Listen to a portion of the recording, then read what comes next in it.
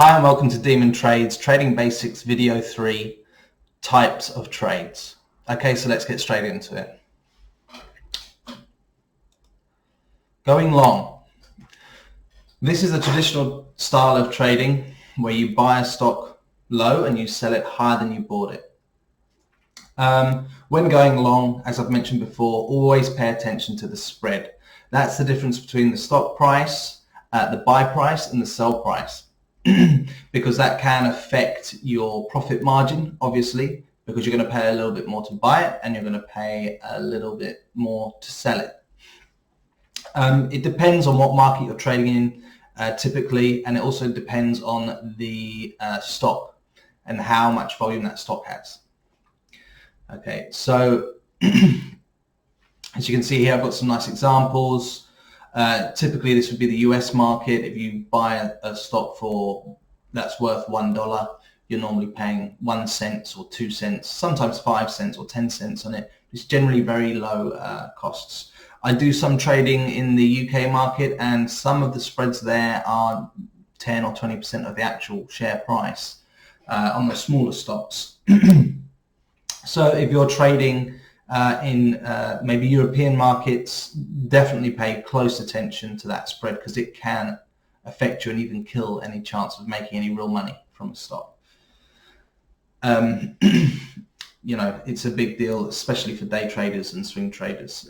Less of a big deal if you're a position trader, and not as important to swing traders as day traders. But it's something that I would pay attention to. I've been bitten on it before. I just assumed that everyone had like a 1 cent or a 1 pence spread, and they don't. So learn from my mistakes, guys.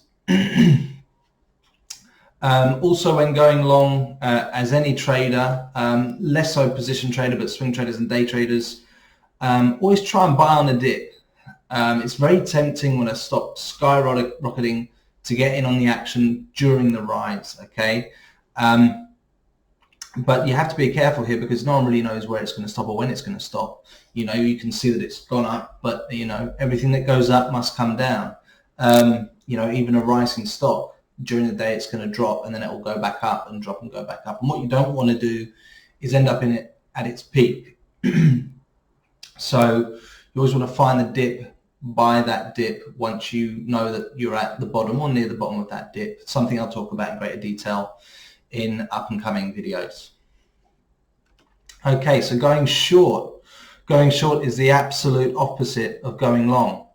In fact, how going short works is essentially you're dealing with a broker who has access to plenty of shares, right, on all the markets, okay?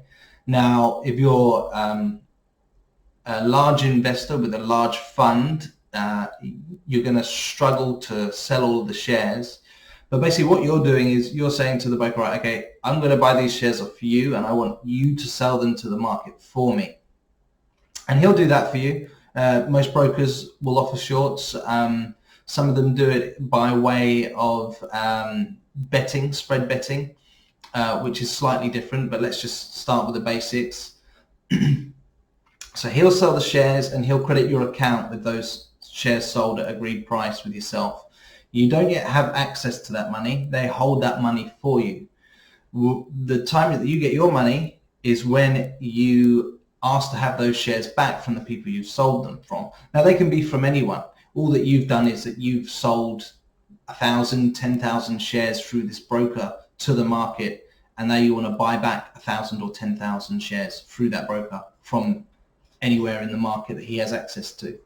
So what you'll get back is the difference. So let's say they put 10,000 in your account, you sold them at $10 a share, 1,000 shares, and then you've bought them back at $8 a share. So he'll take 8,000 back out of your account, but he'll credit you the funds of the 2,000 difference. And that's really how going short works, okay? It's that simple. You only own the money when you buy the shares back for the broker, okay? And it's a great way to make money. You know, sometimes it's more predictable to know when a stock's going to fall than it is to rise, which means you can make a lot of money by going short. You can see its peak. Okay, it's peaked, it's got to fall back in line.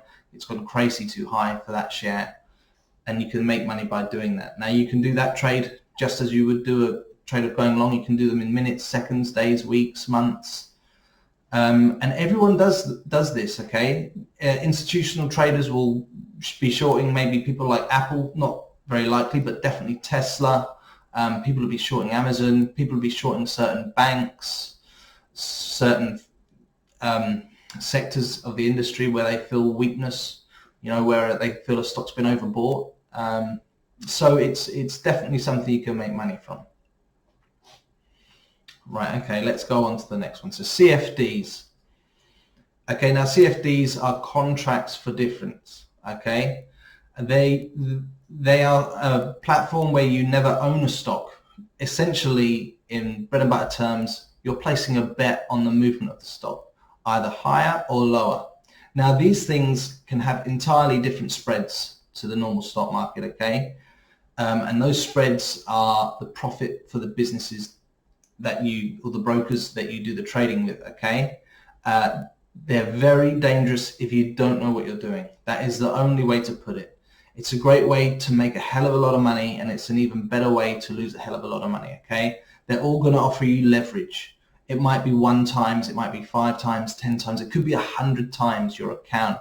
Okay, so that's 100 times your profit margin, but 100 times your loss margin. So if you start out, you have 2 okay trades and you have 1 bad trade, it'll wipe out your entire account if you don't know what you're doing, okay? So don't go and start off with a CFD account.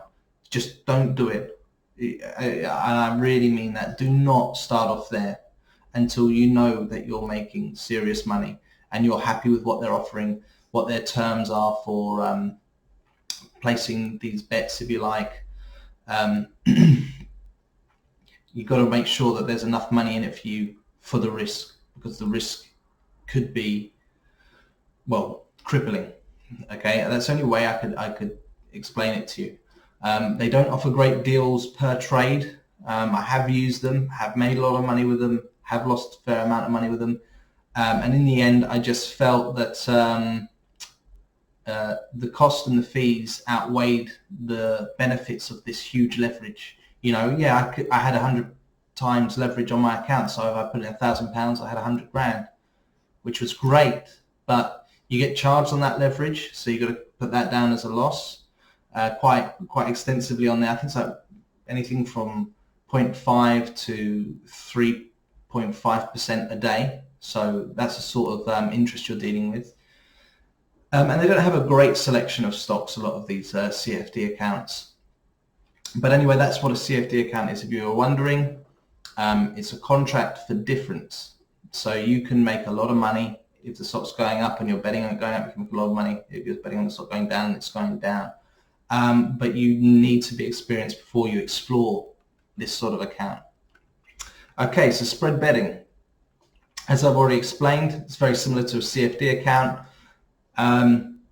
You can place a bet on the movement of any security or stock, and it allows you to speculate on price movement in a wide variety of financial instruments. Okay, crypto, indices, futures, you name it, you can put a bet on it basically. Options, the list is endless. Anything in the stock market that can have a bet, you can do it. Forex.